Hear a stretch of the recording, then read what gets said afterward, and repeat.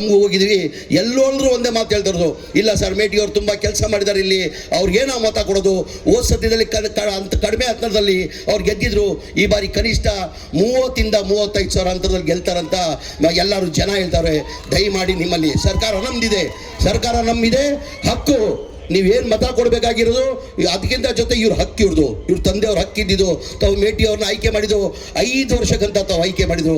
ಮಧ್ಯದಲ್ಲಿ ನಮಗೆಲ್ಲ ಬಿಟ್ಟೋಗ್ತಂತ ನಾವು ಯಾರೂ ನಿರೀಕ್ಷೆ ಇಟ್ಟಿಲ್ಲ.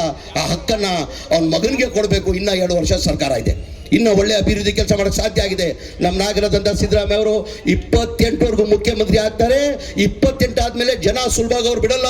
ಮುಂದೇನೂ ಅವ್ರು ಮುಖ್ಯಮಂತ್ರಿ ಆದರೆ ಆಶ್ಚರ್ಯ ಇಲ್ಲ, ಮುಂದೇನೂ ಮುಖ್ಯಮಂತ್ರಿ ಆದರೆ ಆಶ್ಚರ್ಯ.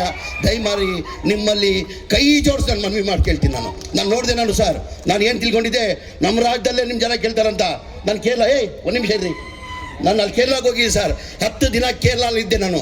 ಕೇರಳದಲ್ಲಿ ಎಲ್ಲೋಗಿ ಕೊಚ್ಚಿ ಎಲ್ಲೋದ್ರು ಸಿದ್ದರಾಮಯ್ಯ, ಕೊಚ್ಚಿದಲ್ಲಿ ಹೋಗಿ ಸಿದ್ದರಾಮಯ್ಯ, ಟ್ವೇಂಡ್ರಮ್ ಹೋಗಿ ಸಿದ್ದರಾಮಯ್ಯ, ಕಾಸರಗೋಡು ಹೋಗಿ ಸಿದ್ದರಾಮಯ್ಯ, ಎಲ್ಲೋದ್ರು ಸಿದ್ದರಾಮಯ್ಯ ಅಂತಾರೆ. ಇವತ್ತು ಮಾಧ್ಯಮ ಸ್ನೇಹಿತರು ಕೇಳ್ತೀರಿ, ಸರ್ ಏನು ಸರ್ ಕುಮಾರಸ್ವಾಮಿ ಅವ್ರು ಹಿಂಗಂತಾರಂದರೆ, ಇಲ್ಲ ಸರ್ ಅವ್ರು ಭಾಳ ಹೊಟ್ಟೆ ಕಿಚ್ಚು. ಏನಾಗಿದೆ ಅವರಿಗೆ, ಒಂದು 2007ರಿಂದ 8ವರೆಗೂ ಮುಖ್ಯಮಂತ್ರಿ ಇರುವಾಗ ಕುಮಾರಸ್ವಾಮಿ ಪಾಪ್ಯುಲಾರಿಟಿ ಸಿಕ್ಕಿದ್ದು ಸಹಜ, ಅದು ಸಿಕ್ಕಿತ್ತು ಅವ್ರಿಗೆ, ಇಲ್ಲ ಅಂತ ಇಲ್ಲ. ಯಾವ್ದಾನ ರಾಜಕಾರಣಿ ಇಲ್ಲಿ ಪಾಪ್ಯುಲಾರಿಟಿ ಸಿಗ್ತದೆ, ಬರ್ತಾ ಡೌನ್ ಆಗ್ತದೆ. ನಮ್ಮ ಸಿದ್ದರಾಮಯ್ಯ ಸಾಹೇಬ್ರು ಹೆಂಗೆ ಹೇಳಿದ್ರೆ ಬರ್ತಾ ಪಾಪ್ಯುಲಾರಿಟಿ ಜಾಸ್ತಿ ಆಗ್ತದೆ. ನಮ್ಮ ರಾಜ್ಯ ಇಲ್ಲ, ಇಡೀ ದೇಶದಲ್ಲಿ ಎಲ್ಲ ಮನೆ ಸಿದ್ದರಾಮಯ್ಯ ಅವರಿಗೆ ಕೇಳ್ತಾರೆ. ದಯಮಾಡಿ ಇದು ಸಿದ್ದರಾಮಯ್ಯ ಮರ್ಯಾದೆ ಪ್ರಶ್ನೆ, ಇದು ಸಿದ್ದರಾಮಯ್ಯ ಅವ್ರ ಮರ್ಯಾದೆ ಪ್ರಶ್ನೆ. ಉಮೇಶ್ ಅವ್ರ ಕ್ಯಾಂಡಿಡೇಟ್ ಇಲ್ಲ, ಉಮೇಶ್ ಮೇಟಿ ಅವರು. ನೀವೇನು ತಿಳ್ಕೊಳ್ಬೇಕು, ನಮ್ಮ ನಾಯಕರಾದಂಥ ಮುಖ್ಯಮಂತ್ರಿಗಳಾದಂಥ ಸಿದ್ದರಾಮಯ್ಯನೇ ಕ್ಯಾಂಡಿಡೇಟ್ ಅಂತ ತಿಳ್ಕೊಂಡು ತಾವು ಹೆಚ್ಚಿನ ಮತದಲ್ಲಿ ಅವ್ರು ಗೆಲ್ಸ್ಕೊಂಡು ಬರ್ಬೇಕಂತ ಕೈ ಜೋಡಿಸಿ ನನ್ನ ಮಾತನ್ನು ಕೇಳಿ ನನ್ನ ಮಾತು ಮುಗಿಸ್ತೀನಿ.